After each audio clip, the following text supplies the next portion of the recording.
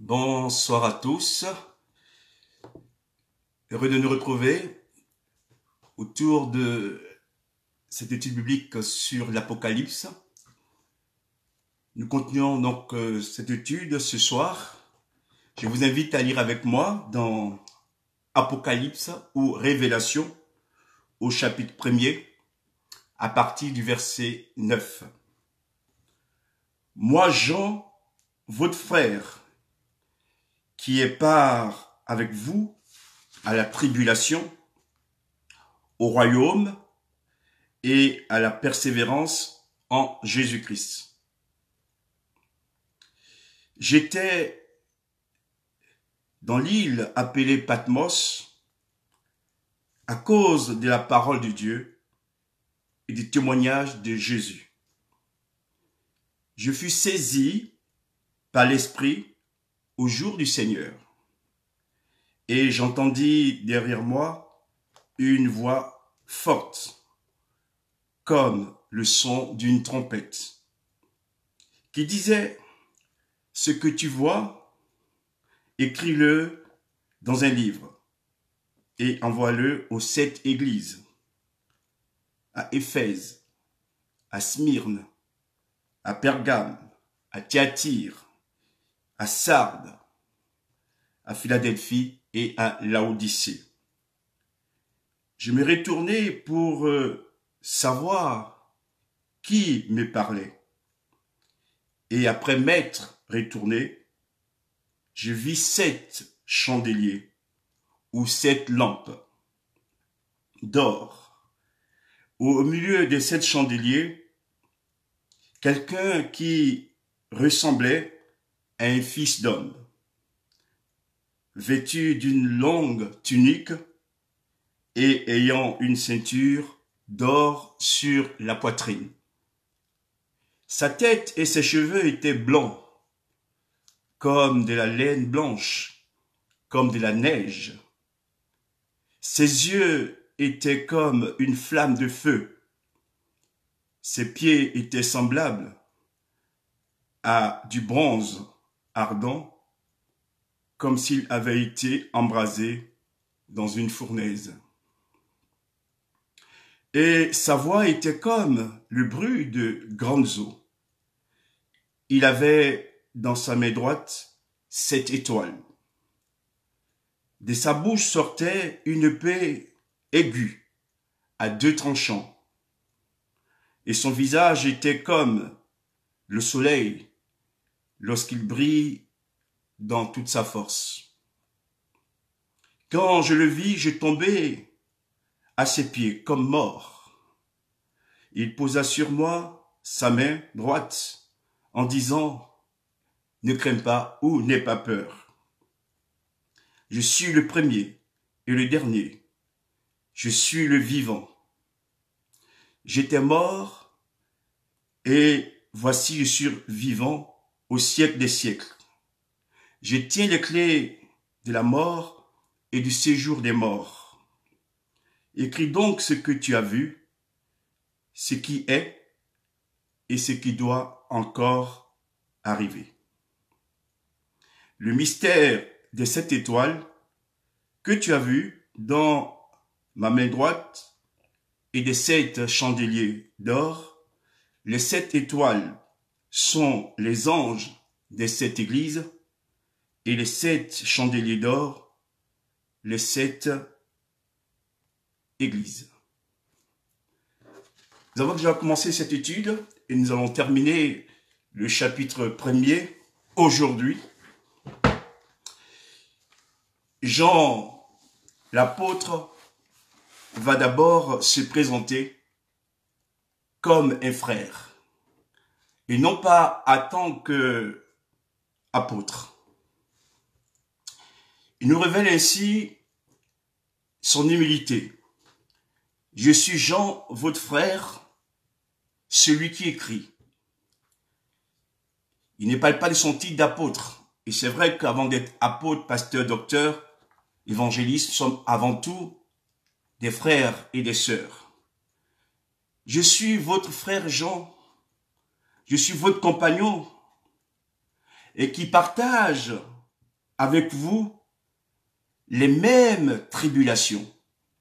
Premièrement, Jean veut nous dire ainsi que les épreuves et les souffrances sont le lot de tous les croyants.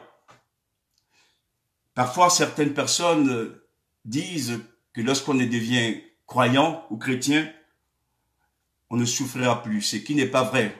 On va connaître des épreuves, des souffrances, mais nous ne serons plus jamais seuls. Jésus est avec nous. Et c'est lui qui va nous aider. Donc, il est bon que nous sachions que les souffrances et les épreuves font partie de la vie chrétienne. L'évangile de la prospérité, ce n'est pas l'évangile de Jésus-Christ. Bien sûr, Dieu veut qu'on soit heureux, qu'on soit béni, mais cependant, les épreuves sont le lot de tous les croyants. Et on ne doit pas donc en avoir honte. Si nous passons par des épreuves, des souffrances, demandons à Dieu de nous aider et sa grâce va nous libérer.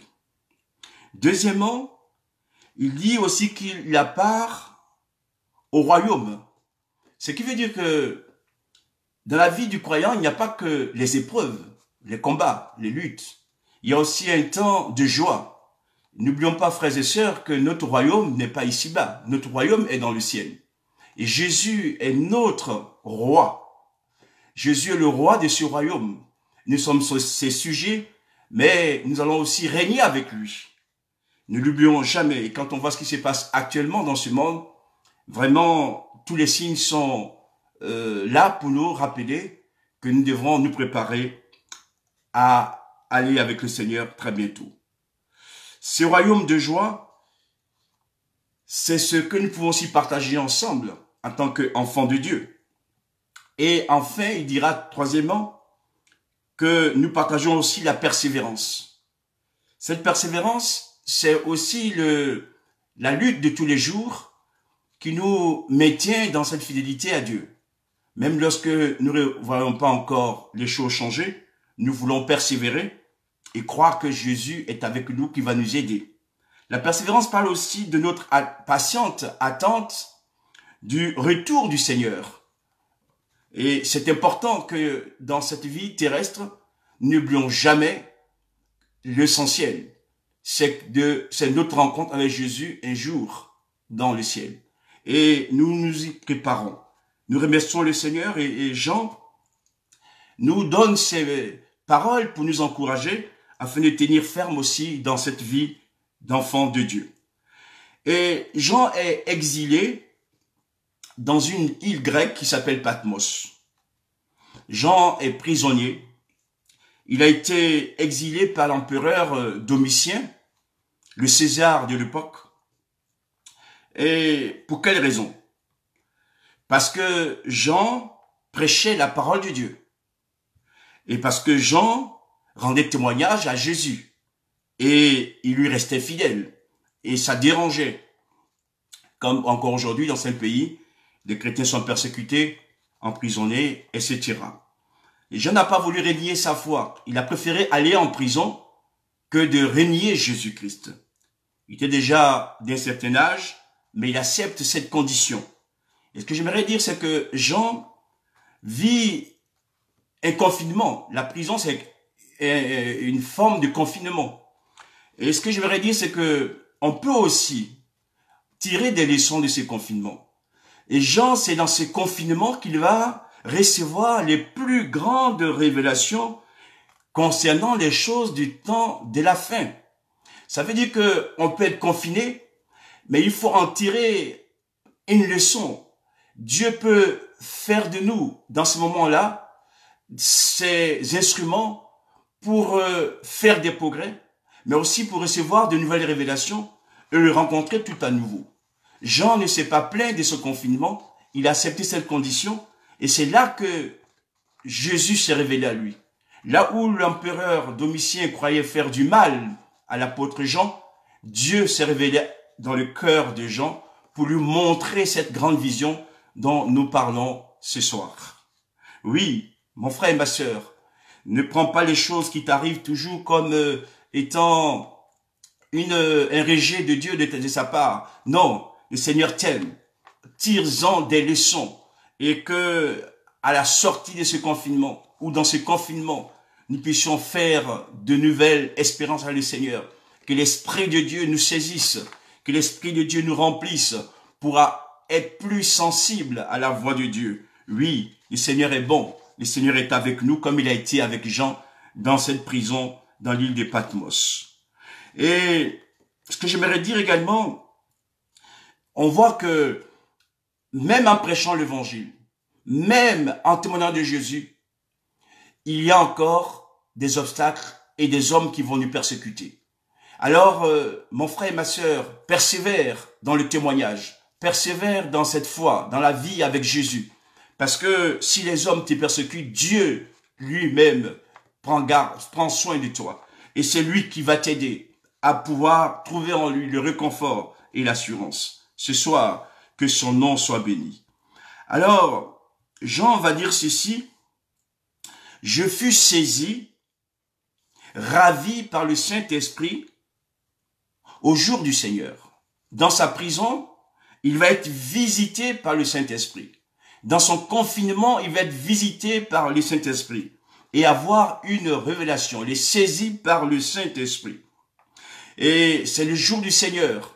Certains disent que le jour du Seigneur, c'est le premier jour de la semaine, c'est donc le dimanche. D'autres diront que ici, c'est plus que cela, que c'est Jean reçoit de Dieu une vision concernant les choses de la fin. Donc, il est ravi dans l'éternité pour voir ce que Jésus va faire par la suite. Peu importe, ce qui nous intéresse ici ce soir, c'est de voir l'action de Dieu dans la vie de Jean. Dieu peut agir encore dans notre vie. Dieu peut se révéler de plus en plus dans nos vies pour nous amener plus loin avec lui, pour que nous voyions aussi ce qui va se passer dans l'au-delà, dans le futur. Et Jean en est un témoin et Dieu s'en est servi pour nous écrire donc ces livres qui nous parlent de la gloire de Jésus et aussi des choses qui doivent arriver bientôt. Et il fut saisi, il entendit une voix derrière lui, une voix forte, comme le son d'une trompette. Ici, cette trompette, c'est le chauffard. C'est un instrument que les Juifs utilisaient pour les grandes occasions, pour les fêtes, mais aussi pendant les combats, comme l'histoire de Jéricho, où c'est à la suite de la sonnerie des chauffards que les muscles sont écroulés. Et oui, donc lorsque le chauffard sonne, c'est que Dieu va dire des choses importantes et qu'on soit sensible pour l'écouter. Le chauffard sonne encore aujourd'hui par tout ce que nous voyons au niveau médical, au niveau économique, social. Le chauffard de Dieu sonne. Nous devons alors prendre garde pour nous arrêter afin de l'écouter. Oui, et cette voix disait: ce que tu vois, écris-le dans le livre et envoie-le aux 7 églises. Aux 7 églises. Donc Jésus ordonne à Jean que tout ce qu'il va voir, qu'il le compile dans un livre, afin de l'envoyer aux 7 églises de l'Asie mineure, qui sont Éphèse, Smyrne, Pergame, Thyatire, Sardes, Philadelphie et Laodicée. Nous en parlerons par la suite de chacune de ces églises. Et cette église représente l'église universelle. L'église universelle. Chaque église va nous communiquer un enseignement. Mais c'est pas le but ce soir. Lorsque donc Jean entend cette voix, il se retourne pour voir mais qui lui parle, cette voix puissante qui lui parle. Et là, Jean va voir une vision. Et je crois que le temps des visions n'est pas terminé. Et on a besoin aussi de demander à Dieu de nous faire voir des visions. Pas des visions pour nous faire plaisir, mais des visions qui nous révèlent son royaume, qui nous révèlent son plan pour nous-mêmes, pour nos familles, pour l'Église, pour notre pays, pour là où nous sommes. Car Dieu encore aujourd'hui accorde des visions à ses serviteurs et à ses servantes et à ses enfants. Alors, premièrement, ce qu'il va voir, il voit 7 lampes d'or ou 7 chandeliers d'or. Moi, je préfère le mot lampe. Lampe. Ce sont des lampes à l'intérieur desquelles on mettait de l'huile pour donc faire brûler et éclairer donc les chambres ou les hôtels ou les lieux de vie. Et ces 7 lampes d'or, ces 7 lampes pardon sont en or. L'or parle de la royauté. L'or parle de ce qui est majestueux. Voilà. Donc dans ces 7 lampes, il y a une action royale, une action de Dieu à l'intérieur. Et il dit ceci, d'ailleurs, Jésus lui dira, vous êtes la lumière du monde. Nous sommes la lumière du monde. Ces lampes servent à éclairer. L'Église est comparée donc à des chandeliers, à des lampes. L'Église doit éclairer le monde qui est dans les ténèbres. Et chaque Église a ses lampes, ou son chandelier, ou sa lampe. Elle est aussi une lampe qui doit éclairer là où elle est, quels que soient les temps, les moments dans lesquels nous vivons. Seigneur, merci de nous rappeler ces choses. Et au milieu de ces 7 lampes, pardon, j'en vois quelqu'un qui ressemble à un fils d'homme. Et ce que j'aimerais vous dire, c'est que il y a effectivement une vision d'un homme. Jésus ici est présenté comme un homme. Depuis sa mort et sa résurrection, Jésus est reparti vers le Père et il garde cette forme humaine. Pour nous, c'est impensable. Jésus aurait pu prendre une autre forme, mais c'est une forme humaine glorifiée. Jésus est dans sa gloire et en tant qu'homme, il se révèle à Jean pour nous montrer que Dieu a tellement aimé le monde et que Dieu nous aime encore. Dieu aime l'humanité, aime les hommes. Il y a plusieurs planètes, plusieurs astres dans ce monde, mais Dieu prend soin particulièrement de la terre parce que c'est là que les hommes habitent. Et Jésus, que Jean voit dans toute sa gloire, est comme un homme qui vient exercer son jugement, mais un homme qui vient également aussi apporter des bénédictions et des victoires. Alléluia. Jésus est au milieu des lampes, des chandeliers. Jésus est au milieu de son église. Jésus est au milieu des églises. Et c'est lui qui en est le maître. Et d'ailleurs, lorsqu'on prend un chandelier actuel, il y a 7 branches. Vous avez 3 branches d'un côté, 3 branches de l'autre côté, et la tige centrale, c'est Jésus. C'est la tige centrale qui tient les 6 autres branches et qui les alimente de l'huile. Lorsque Jésus est au milieu de nous et que nous observons sa parole, il nous alimente de son huile, de sa force, de sa puissance, et nous éclairons. Jésus brille, Jésus est la lumière, mais aussi nous brillons avec Jésus. Que son nom soit béni. Oui, ce fils d'homme, il va le décrire. Jean va nous faire une description de Jésus dans sa gloire. C'est plus le Jésus crucifié, battu, flagellé, mais c'est le Jésus glorifié. Et premièrement, il dira que Jésus portait une longue tunique qui allait jusqu'aux pieds. Et cette tunique, c'était celle que portaient les souverains sacrificateurs. Elle était de couleur bleue. Et elle était belle.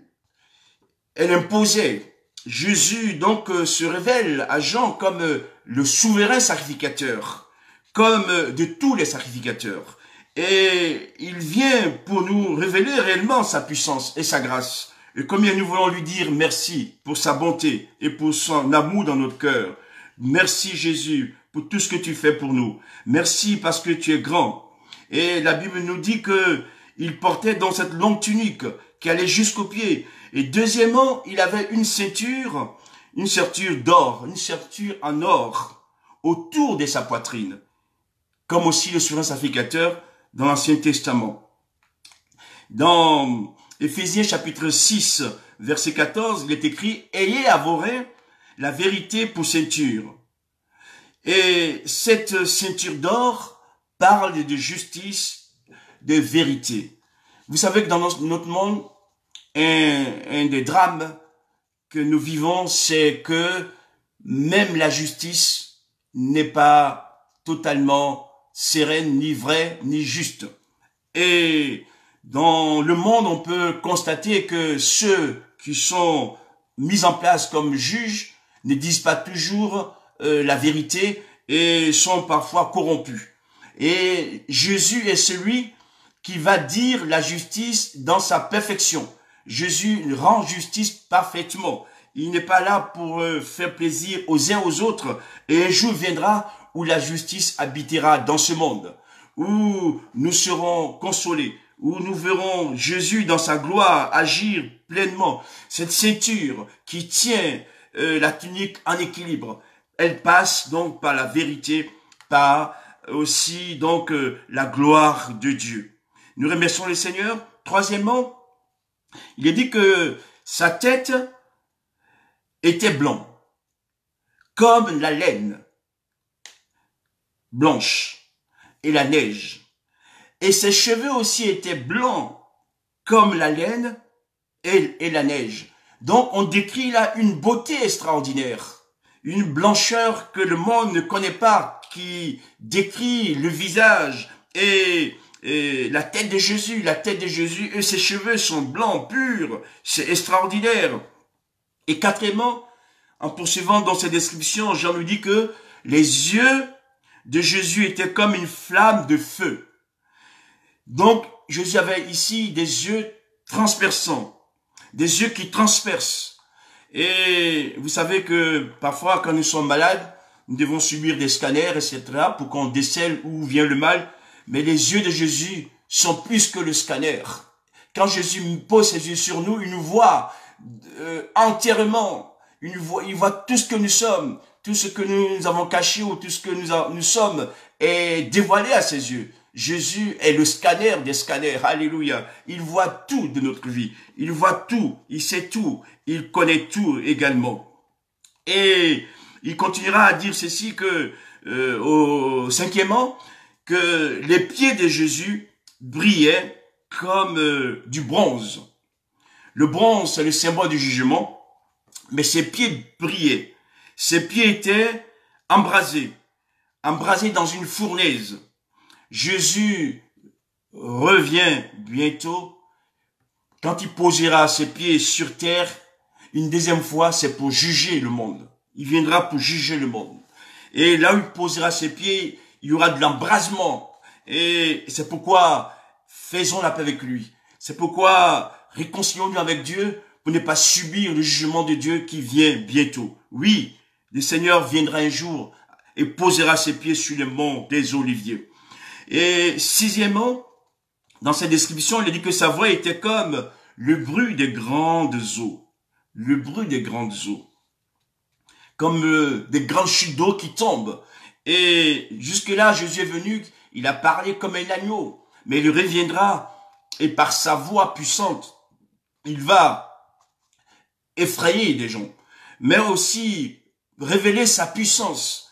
Je regardais il y a quelques jours en arrière une émission sur les animaux sauvages qui étaient domptés dans les eaux. Et il y avait un tigre très farouche, un fauve très farouche qu'on voulait déplacer et qui ne voulait pas. Et personne ne savait quoi faire. Et on a été chercher un spécialiste qui est venu. Et il a crié d'une voix plus forte que le tigre.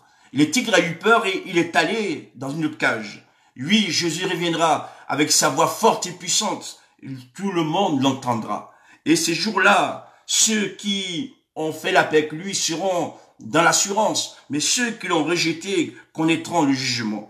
Et mon désir ou notre prière, c'est pas que vous soyez jugés par Dieu. Car d'ailleurs, la Bible dit ceci, que Dieu n'a pas envoyé son Fils dans le monde pour juger le monde, mais pour le sauver. Dans l'évangile de Jean, chapitre 1er, verset 17. Donc, si tu fais la paix avec Dieu, tu n'auras pas à subir son jugement et le Seigneur sera toujours avec toi. Et en poursuivant cette étude, nous arrivons au 7e point de la description de Jésus. Il est dit que son visage était aussi brillant comme le soleil, à plein midi. D'ailleurs, vous savez qu'il n'est pas conseillé de regarder le soleil quand il brille au zénith. On risque d'abîmer sa vue. Et le visage de Jésus brillait comme le soleil à plein midi. C'est un visage qu'on peut pas regarder, qu'on peut pas fixer. Et il est brillant, un visage brillant. Alléluia. On voit Jésus dans toute sa gloire, comme Pierre et Jean l'ont vu aussi à la montagne de transfiguration avec Moïse et Élie. Mais ici, c'est Jésus dans toute sa gloire. Il révèle ce qu'il est. C'est plus l'agneau immolé, mais c'est le Jésus fort, puissant, le Jésus Dieu qui se révèle et qui revient bientôt chercher ses enfants. À cette vue, il est dit que l'apôtre Jean tomba aux pieds de Jésus. Il tomba aux pieds de Jésus. Effectivement, quand on voit une telle vision d'un homme, ça fait peur. On ne sait pas trop qu'est-ce qu'on peut faire, nous. Nous sommes faits de chair et de sang. Et on a peur. Et la Bible dit que Jean tomba par terre. Il fut terrassé. Mais ce que j'aimerais dire également, c'est que Jésus tenait à la fois les 7 étoiles, mais il avait aussi une épée aiguë à 2 tranchants qui sortaient de sa bouche. Et la Bible nous dit dans Hébreux chapitre 4 verset 12, cette parole, car la parole de Dieu est vivante. Elle est efficace, plus tranchante qu'une épée quelconque à 2 tranchants. Elle est pénétrante jusqu'à partager âme et esprit, jointure et moelle. Elle juge les sentiments et les pensées du cœur. Une épée à 2 tranchants sortait de sa bouche. L'épée, dans la Bible, c'est le symbole de la parole de Dieu. L'épée d'esprit, c'est la parole de Dieu. Cette parole qui va trancher le mal, qui va trancher le mal du bien, les ténèbres, trancher aussi le péché, mais qui apporte aussi la vie.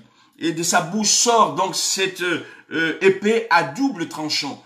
Et donc, frères et sœurs, j'aimerais vous dire aussi que Jésus est à la fois doux de cœur, Jésus est à la fois humble, mais Jésus est à la fois aussi rigoureux. Jésus est à la fois aussi fort. Et il y a un temps pour toutes choses. Il y a le temps où la miséricorde de Dieu règne, mais il y a un temps où Dieu va aussi juger le monde. Et quand j'en vois Jésus dans cette présentation, il tombe, il est terrassé. Parce que, oui, on est des pécheurs.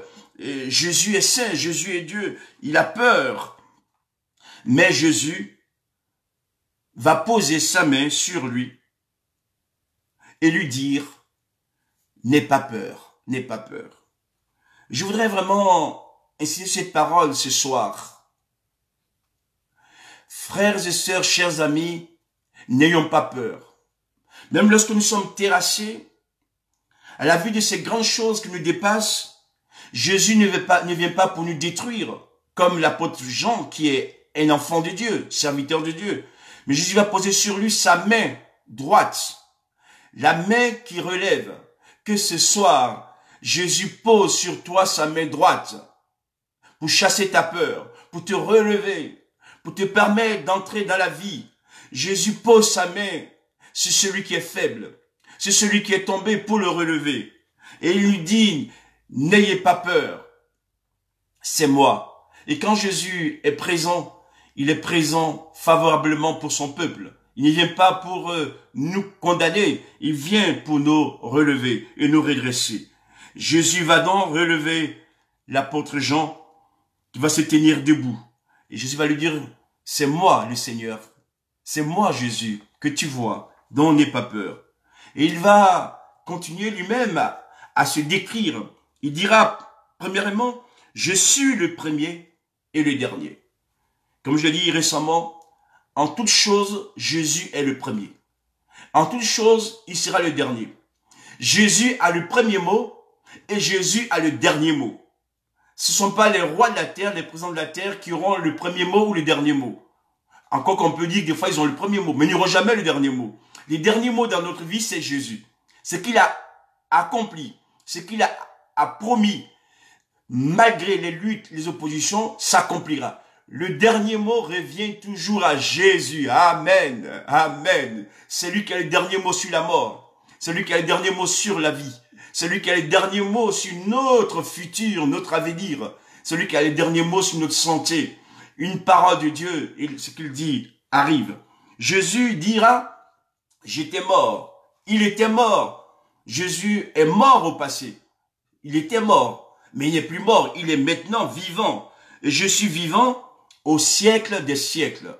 Ça veut dire qu'il vit éternellement. Jésus vit éternellement. C'est vrai qu'on ne le voit pas physiquement, mais il vit. Il est là par sa présence, par son esprit. Il est avec nous. Et là où il est présent, il y a toutes des choses qui se passent. Parce que Dieu est grand. Jésus a reçu de Dieu la force, la puissance et l'autorité. Il dira aussi, quatrièmement, je tiens les clés de la mort et du séjour des morts. Ah, c'est une parole qui peut nous réconforter. Jésus a les clés de la mort et du séjour des morts. La clé dans la Bible, c'est le symbole de l'autorité. Jésus veut dire qu'il a autorité sur la mort. D'ailleurs, dans l'évangile de Jean, au chapitre 11, il dira ceci, « Celui qui croit en moi, quand même, bien même il serait mort, il vivra. » Alléluia. Parce que Jésus est la vie, il est la résurrection. Jésus ramène les morts à la vie. Jésus communique la vie. Jésus a autorité sur la mort. Et un jour, la mort sera vaincue définitivement dans ce monde par la puissance de Jésus. Alléluia. Il a été le premier homme qui a vécu la mort et qui n'est plus mort. Et il nous a ouvert une nouvelle humanité. Et nous nous reposons à lui pour entrer aussi dans ce royaume de Dieu où la vie, la paix et l'amour régnera pour l'éternité. Je tiens les clés, l'autorité, j'ai le pouvoir sur la mort. Mais aussi j'ai l'autorité, le pouvoir sur le séjour des morts. Autour de nous, dans nos familles, des êtres chers nous ont quittés. Et Jésus veut nous dire là, que lorsque ces personnes meurent, les personnes croyantes, elles vont dans le séjour des morts des bienheureux. Ce que la Bible appelait le séjour d'Abraham. Ils sont en repos. Ils sont en repos dans le séjour de mort. Ils se reposent, ils se reposent. Un jour, ils seront ressuscités. Ils se reposent. Quand les gens meurent, ils vont dans le séjour des morts. Mais pour Dieu, ils sont toujours vivants. Nous, on ne les voit pas, mais ils sont vivants. D'ailleurs, Dieu dira, concernant Abraham, Isaac et Jacob, « Je suis le Dieu d'Abraham, d'Isaac et de Jacob. » Ils ne sont pas morts, ils sont vivants. Aux yeux de Dieu, nous, on ne les voit pas, mais ils sont vivants. Dieu est le Dieu, non pas des morts, mais le Dieu des vivants.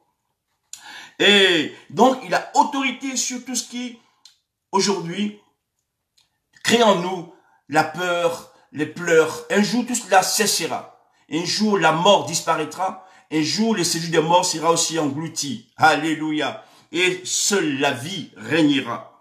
Et pour terminer ce message, je voudrais dire ceci et rappeler encore que les 7 étoiles, ce sont les anges des églises, ce sont les messagers, ce sont les pasteurs, les dirigeants. Jésus tient les dirigeants, les responsables d'église dans sa main. Alléluia. Il nous tient dans sa main. Il vous tient dans sa main. Il tient son église dans sa main. Personne ne pourra nous ravir de sa main. Le Seigneur Jésus, dans sa grâce, nous aime toujours. À lui soit la gloire. Veuillez m'excuser. Jésus est amour. Il nous tient dans sa main. Il y a un chant qui dit, il tient le monde dans sa main. Il tient le monde dans sa main. Et à jamais, Jésus tient son peuple dans sa main. Il est le souverain maître. Et les églises, les 7 églises, où cette lampe représente les églises. Une lumière qui doit toujours briller dans l'église. Dans le confinement ou pas le confinement, la lumière de Dieu brille toujours. Alléluia. La lumière de Dieu doit briller toujours. Et nous sommes la lumière de ce monde parce que Jésus vit en nous, est au milieu de nous et nous prend dans sa main pour nous diriger vers la victoire, dans la victoire. Conclusion. Cette vision a permis à Jean de voir ce qui était. Ce que j'appelle l'éternité passée. Des fois, Dieu nous révèle des choses du passé. Pas pour nous troublé, mais pas pour qu'on puisse voir ce qui s'est passé pour en tirer des leçons pour l'avenir. Jean a vu aussi ce qui est le temps présent, des événements présents, des choses qui se mettent en place pour le retour de Jésus. Et Dieu a permis que Jean voie aussi ce qui sera. Donc, premièrement, ce qui était. Il a vu ce qui est, mais ce qui sera aussi. On voit que Jean a pris une dimension spirituelle. Quand Jésus nous visite, il nous renouvelle. Il nous permet de voir plus loin que ce que nous pouvons voir avec nos yeux humains. On voit avec les yeux de Dieu. Notre sensibilité spirituelle est éveillée. Alléluia. Jésus nous permet de voir des choses plus grandes que le monde nous fait voir. À lui soit la gloire. Et je terminerai par ces paroles. Jésus a pu permettre à Jean de voir l'éternité de l'éternité. Et nous devons aussi demander au Seigneur de nous faire voir l'éternité de l'éternité. C'est quoi finalement? C'est, pour être humble, c'est cette grâce de Dieu, les éléments de Dieu qui vont se produire au siècle des siècles. Je terminerai en disant que le Seigneur, lorsqu'il nous habite, ouvre nos yeux. Il ouvre également notre bouche, nos oreilles, afin que nous soyons sensibles à son action. Je prie que le Seigneur vous bénisse, que le Seigneur vous rende de plus en plus sensible à l'action du Seigneur, afin que vous soyez aussi visités, alléluia, que nous soyons visités par l'action du Saint-Esprit. Et c'est par l'Esprit que nous vaincrons, c'est par l'Esprit que nous avons la victoire, et par l'Esprit que Dieu nous prépare à la rencontre de Jésus. Que le Seigneur nous bénisse. Jésus est grand, Jésus est puissant, Jésus est incomparable, il n'a pas d'égal, il n'a pas de rival. Il demeure toujours le Dieu d'amour, de vérité, et que ces paroles ce soir vous réconfortent. Oui, Jésus est le Fils bien-aimé. Et pour terminer, vous avez vu que Jésus a touché Jean avec sa main, cette main qui auparavant avait été percée par nous, cette main qui vient nous secourir, cette main qui aurait pu nous frapper, nous abattre, mais cette main est tendue pour nous restaurer. Alléluia. Seigneur, merci pour ton amour. Quand tu poses ta main sur nos vies, ce n'est pas pour nous battre, pas pour nous flageller, pas pour nous assassiner. Tu poses une main d'amour sur nous pour nous réconforter, nous renouveler, nous permettre de nous relever pour continuer la marche. Mon Dieu, tu es incomparable. Mon Dieu, tu es unique.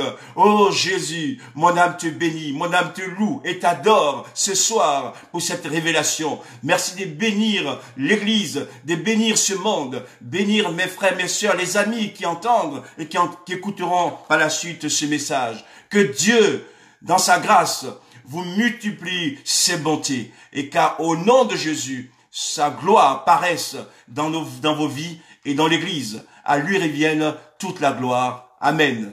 Je vous dis à la semaine prochaine pour continuer cette étude sur la lettre des Romains. On va d'Apocalypse, pardon. On va étudier à partir de la semaine prochaine les 7 lettres des églises. Je vous dis à bientôt. Dieu vous bénisse. Amen. Au revoir.